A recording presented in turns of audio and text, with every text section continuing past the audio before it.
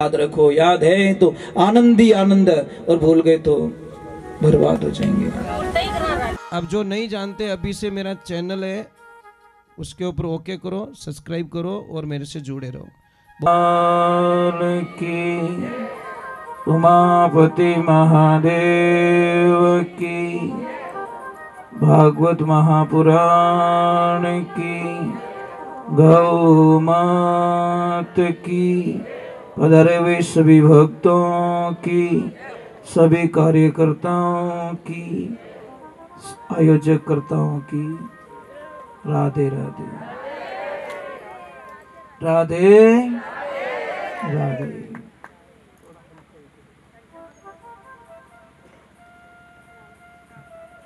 कल हमने भागवत जी को विश्राम दिया था।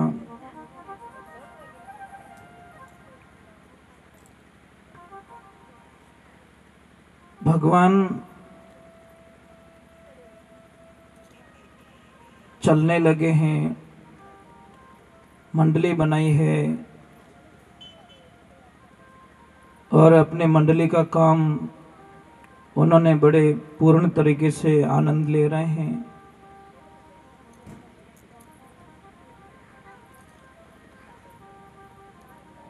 भगवान ने पूतना का वध किया, भगवान ने षटकासुर का वध किया,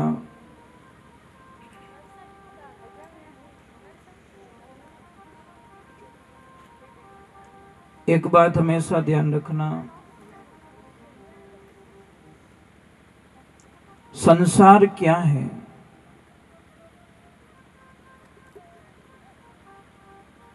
संसार के हमेशा दो शब्द रहते हैं, मतलब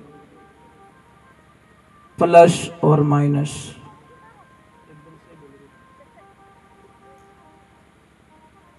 जहां प्लस होगा वहां माइनस जरूर होगा। संसार में ये आते हैं कि जहां सुख है वहां दुख जरूर होगा, क्योंकि एक पॉइंट से गाड़ी चल नहीं सकती ना। जहां सुख है तो वहां दुख जरूर होगा। अगर दिन है तो रात जरूर होगी। अगर आप हंस रहे हो तो रोना कभी भी अपन मारवाड़ी में देख जो, कोई भी ज्यादा हंसे न, टाबर रहे हो चाहे कोई भी, आप अभी ने कहें कि इतो मत हंस, अब रोवनो स्टार्ट हो जी।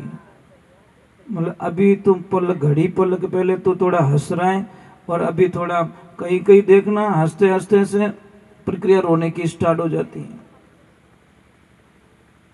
ये संसार में होगा, ऐसा होगा, आप कल्पना मत कीजिए। अगर आपका मित्र है तो आपके दुश्मन भी है, 100% है कोई न कोई दुश्मन।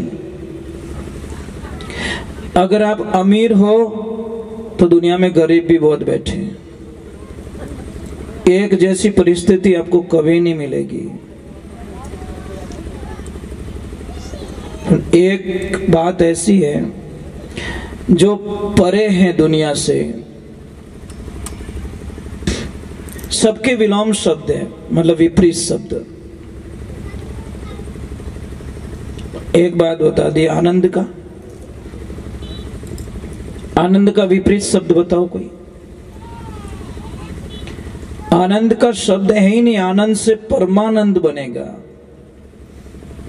परमानंद से ब्रह्मानंद बन जाएगा, परंतु उसके विपरीत जो आनंद की दिशा में जाए।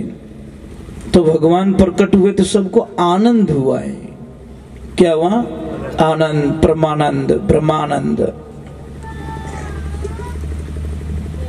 भगवान ने पूतना का वध किया। एक बात हमेशा ध्यान रखना, मंदिर बनाना कोई बड़ी बात नहीं है।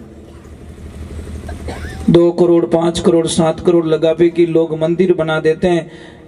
पर अंदर पूजा कर रहे हो कि नहीं कर रहे हो वो बहुत बड़ी बात है।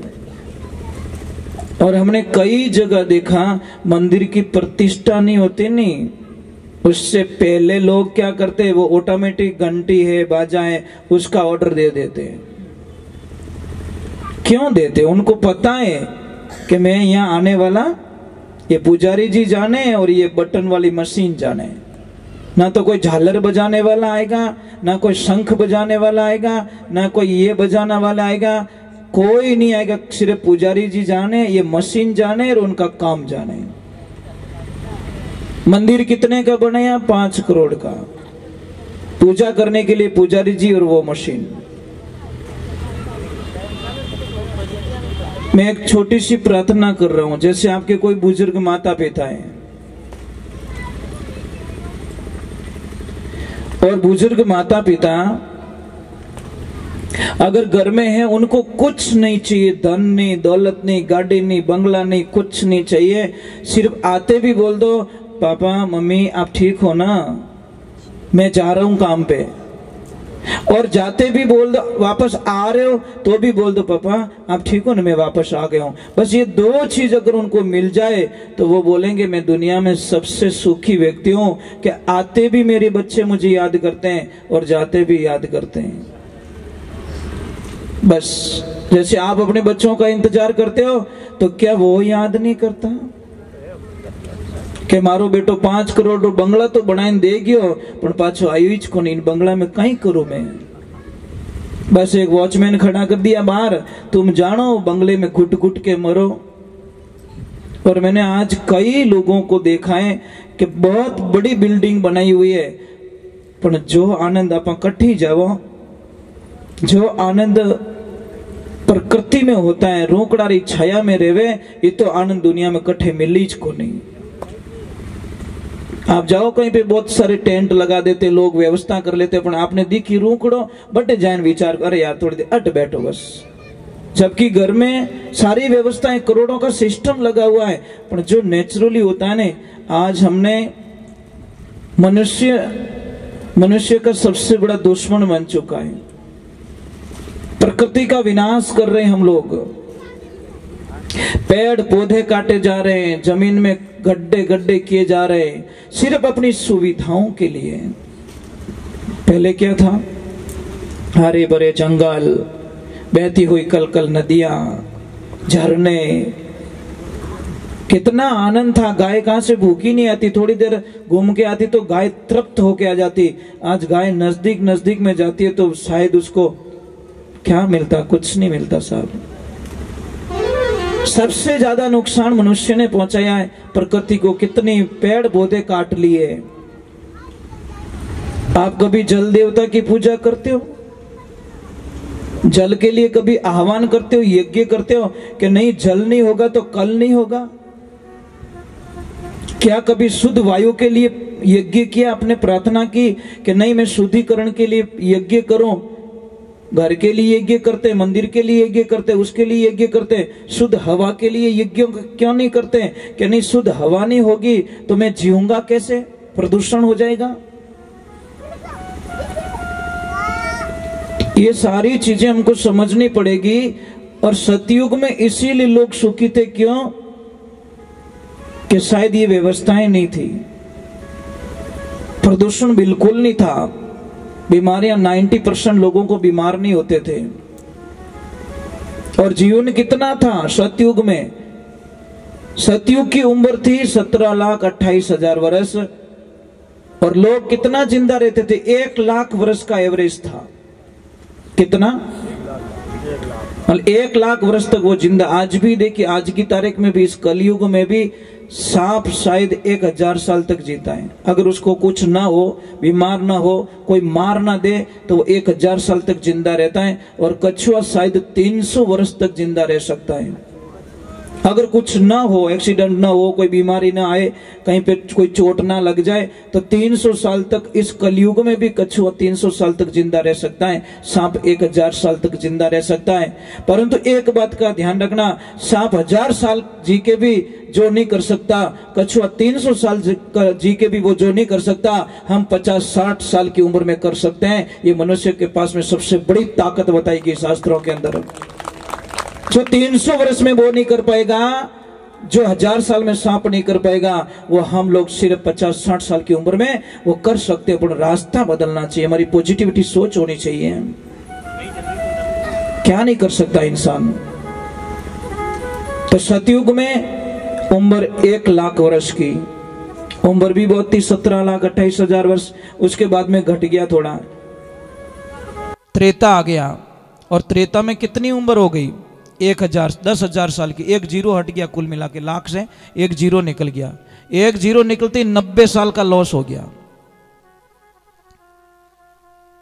990 साल का कितना, 99,990 साल का लॉस हो गया है।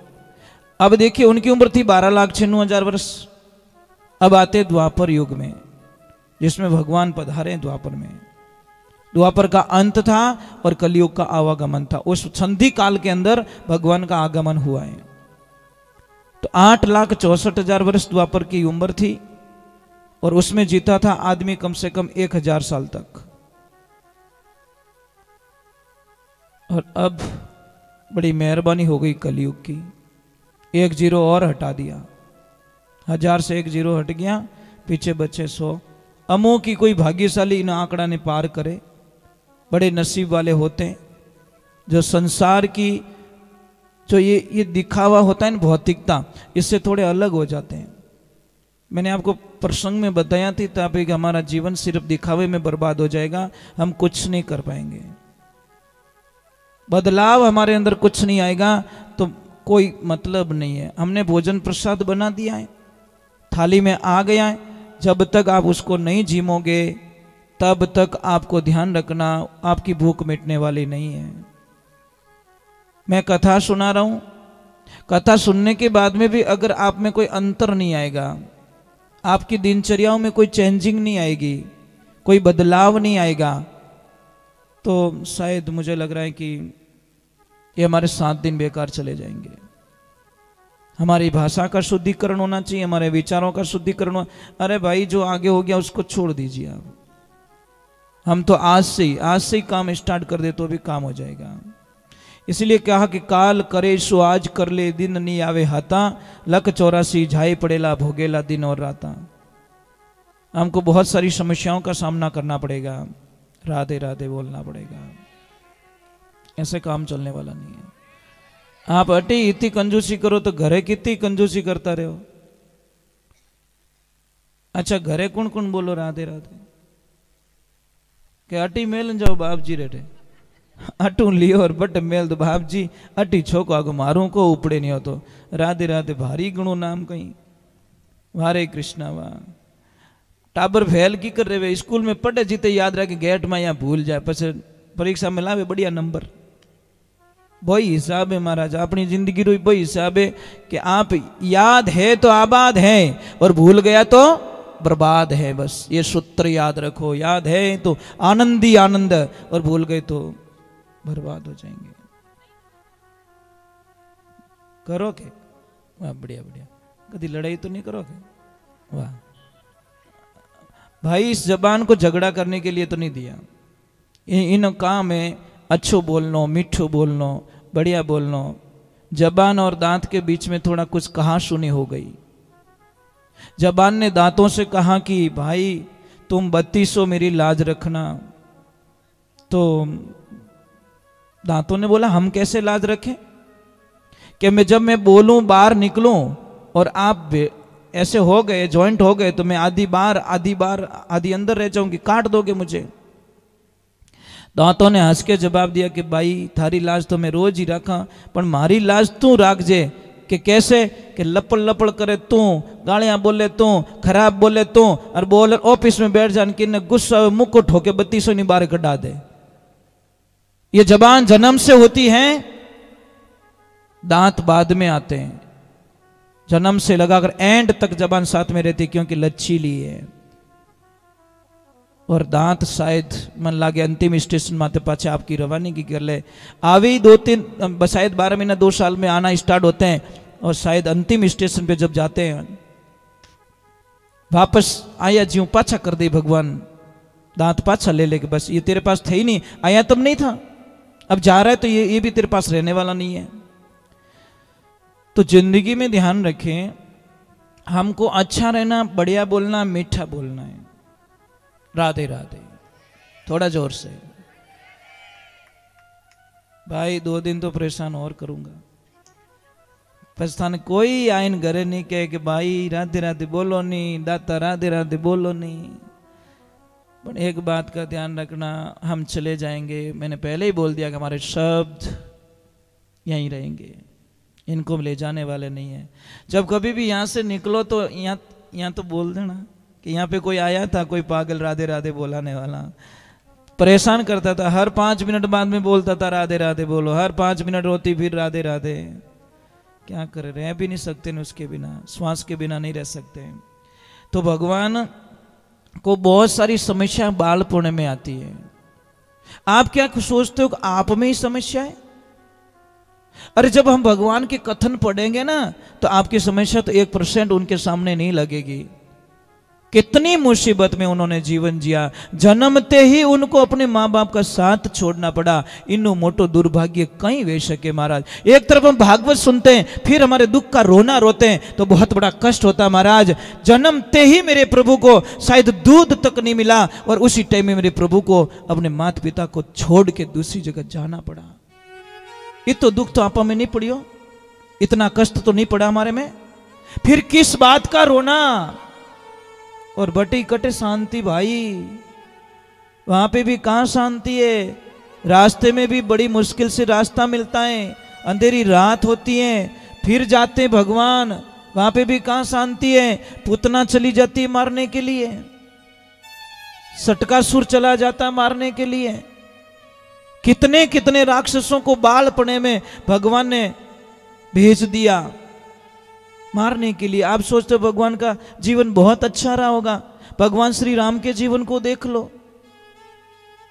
कितना कष्ट।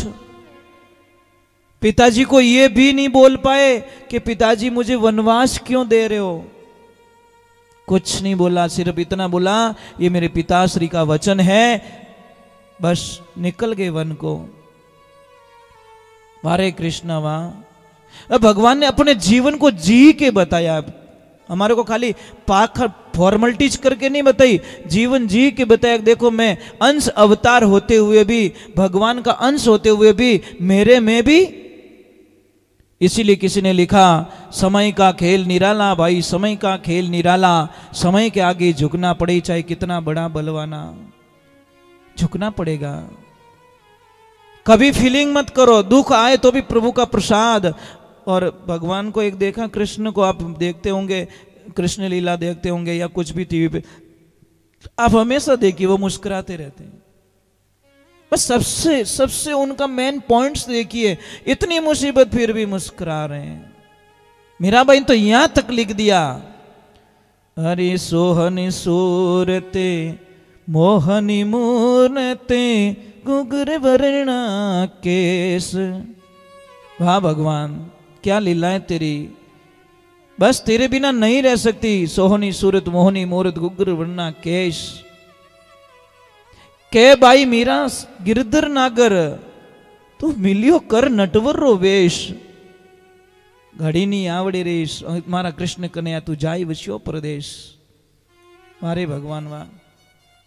तो महाराज वहां से समस्याएं थोड़ी ज्यादा हो जाती है, तो कई बार क्या करते लोग, थोड़ा जगह चेंज कर देते हैं कि चलो यार यहाँ रोज रोज की परेशानी है, ये मेरे से मानता नहीं है, ये मुझे परेशान करता है, छोड़ो राड करता बाढ़, बढ़िया थोड़ी जगह चेंज कर लेते हैं। तो देखिए कोई पति पत्नी बड़े आराम से रह रहे हैं, माँ घर पे रह रही है, रविवार का दिन था, माँ को बोला कि माँ आज हम थोड़ा हमारे दोस्तों के साथ में एंजॉयमेंट करने के लिए जा रहे हैं, एक काम करना, तो थोड़ा भोजन प्रसाद बना के खुद ही जिम लेना। माँ बोली बेटा मुझे गैस का चूल्हा चालू करना भी नहीं आता, मैं कैसे रोटी बनाऊंगी, कैसे करूंगी। तो उनकी जो बेटे की बहू थी वो बोली माँ देखो माँ ऐसे परेशान मत करो, एक काम करना सामने मंदिर है ना वहाँ भंडारा चालू है, उस भंडारे पे जाके जिम लेना, वहाँ पे जिम लेना। जब हम वापस आ गए तो माँ क्या बोली, देखो कितनी भोली होती माँ। माँ बोली कि बेटा तुम जो दोस्तों के साथ में एंजॉय करने के लिए जा रहे हो ना, एक काम कर जो आधा किलो मारी लेता आओ जो। तो उनको क्या पता, उन्होंने सोचा कोई फल फ्रूट है या कोई खाना होगा, उनको क्या मतलब मौज मस्ती करने के लिए जा रहे हैं। ये सारी बातें मतलब वो उनका जो पोता था ना वो सुन रहा बड़े ध्यान से। कार निकाली, बैठे अंदर, और जैसे आधे रास्ते गए वो पीछे से बच्चा बोला कि पापा मैं एक बात बोलूं। कि बोलो बेटा।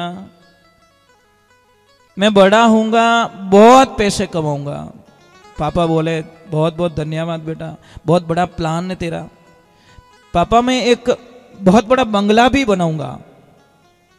क्या बात कर रहा तू, बंगला बनाएगा? हाँ पापा मैं बंगला बनाऊंगा, परंतु पापा मैं बनाऊंगा कहाँ ये तो पूछ लो कि कहाँ बनाएगा बेटा।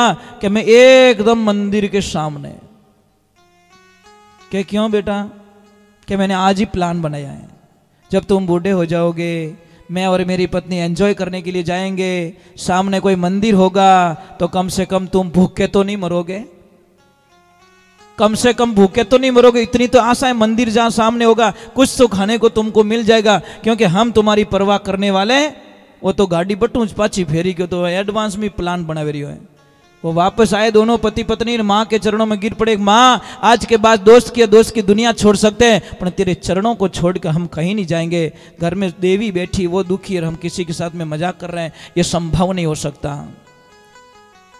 तो भगवान की लीला हुई।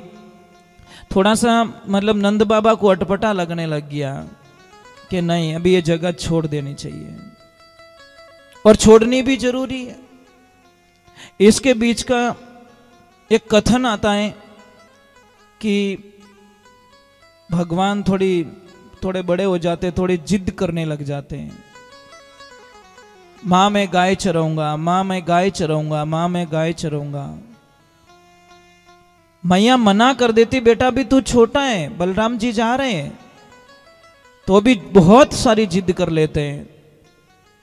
तो भगवान को माँ कहती है कोई बात नहीं बेटा, कोई अच्छा दिन आने दे, उस दिन आपको गाय के लिए हम तैयार करेंगे। और जब गोपाष्टमी आई उस दिन भगवान प्रथम बार गाय चराने के लिए, बछड़े चराने के लिए जाते हैं। वो दिन था गोपाष्टमी का, हम मनाते हैं ना, गोपाष्टमी बहुत सारी जगह मनाते हैं, गाय माता को लापसी भी जिमाते वो भी करते हैं। तो गोपाष्टमी के दिन भगवान को गाय चराने के लिए निकाला जाता है, उनसे हाथ से तिलक करवाया जाता है। और भगवान की कृपा देखिए, आप ईश्वर की कृपा देखिए। अब वहां पे लीला कुछ और हो जाती है। जब बछड़ों को चराने के, थोड़ी कम आवाज रखो, कम आवाज, थोड़ी कम आवाज रखिए। तो देखिए भगवान की लीला देखिए। वहां पे गए, भगवान ने एक दिन सारे मित्रों को बोला कि देखो भाई ऐसे काम चलने वाला नहीं है, आप एक काम कीजिए, कल हम एक कुछ पर्सनल प्रसाद का विवरण करते हैं, हमारी सबकी प्रसाद, सब अपने अपने घर से प्रसाद लाओगे और मैं सबके घर का खाऊंगा। महाराज भगवान की लीला देखिए। अब सारों ने तो हाँ बोल दिया। एक मित्र था बहुत गरीब बेचारा, खाने के लिए कुछ भी नहीं। उसने बोला कृष्ण मेरे घर पे कुछ भी नहीं है, तो कुछ भी लेके आ, परंतु लेके आओ। महाराज वो गया बेचारा, माँ के पास में जाके बोला माँ, वो कभी नहीं मांगता किसी से, वो हमेशा लाता है, सबको खिला देता है, लाता है सबको खिला देता है, पर आज उसने अपने दिल की बात बोली है कि मुझे खाना है तो कुछ दो माँ। माँ ने बोला बेटा एक दाना नहीं है घर पे, मैं क्या खिलाऊं। इधर देखा तो कल परसों की छाछ पड़ी थी छोटे से कुल्हड़ में। बोला बेटा ये ले जा। अब वो लेके तो आ जाता, अपने मन में घृणा हो जाती है, मैं उसको कैसे खिलाऊंगा, नहीं ले जाऊंगा तो भी डांटेगा, खिलाऊंगा तो 2-3 दिन पहले की एकदम खट्टी छाछ है, मैं कैसे खिलाऊं उसको। भगवान की लीला होती है, वो एक पेड़ के पीछे आके खड़ा हो जाता है और बोला वो सबका खा लेगा तो पेट भर लेगा, मेरे को परेशान नहीं करेगा। पर भगवान को तो उसका खाना था। बोले रुको रुको मैं ढूंढ के लाता हूं। जैसे ही वो गया तो देखा कृष्ण आ रहे हैं, वो कुछ न कुछ खा लेगा, तो उन्होंने आव देखा ना ताव देखा, अपने मुंह में छाछ को उड़ेल दी। अब उड़ेल दी तो पूरी पी नहीं पे, तो मुंह भुला के खड़ा हो गया। अब वो बोल पा नहीं, अरे लाया नहीं, वो कुछ नहीं, वो इशारा कर रहा है ऐसा वैसा। भगवान बोले पक्की चोरी की है तूने। भगवान ने कुछ नहीं देखा, ऐसे दोनों हाथ करके ऐसे लगाया ना जोर से, क्योंकि मुंह तो पैक था, जोर से लगा कि लॉक खुल गया। और जैसे ही लॉक खुला तो वो छाछ कहां गई, भगवान के मुंह पे। और जैसे ही भगवान के मुंह पे गई, बोले वाह वाह वाह वाह, क्या आनंद आया, क्या प्रसाद लेके घूम रहा है, चोरी चोरी अकेले खा रहा है। ये सारा दृश्य देख दिया ब्रह्मा जी ने, और ब्रह्मा जी को घृणा हो गई कि ये भगवान नहीं हो सकता, ये भगवान हो ही नहीं सकता। मैंने तो भगवान के दर्शन अलग रूप में किए थे, लगता तो वैसा ही है, पर ये नहीं हो सकता, ये भगवान नहीं है। क्योंकि जब जन्म हुआ था मैं गया था, अवतार हुए थे मैं गया था, मथुरा गया था, मैंने भी फूल बरसाए थे, दर्शन किए थे, परंतु मुझे शंका हो रही है ये भगवान हो ही नहीं सकते, ये मेरे नारायण नहीं हो सकते। ब्रह्मा जी को शंका हो गई। तो अब देखो ग्वाल बाल सब गायें चरा रहे, कोई क्या कर रहा है, कोई क्या कर रहा है। वहीं पे एक कथन आ रहा है, देखिए तो थोड़ा गुणगान कर देते हैं।